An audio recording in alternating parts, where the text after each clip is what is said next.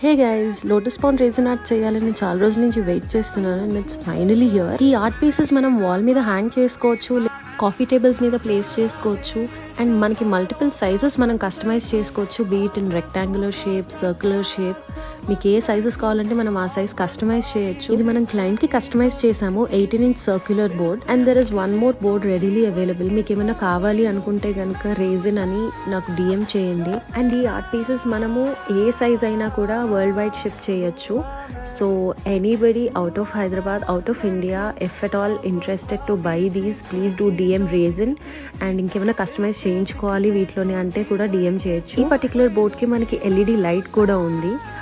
So yes, let me know in the comments below how do you like this piece.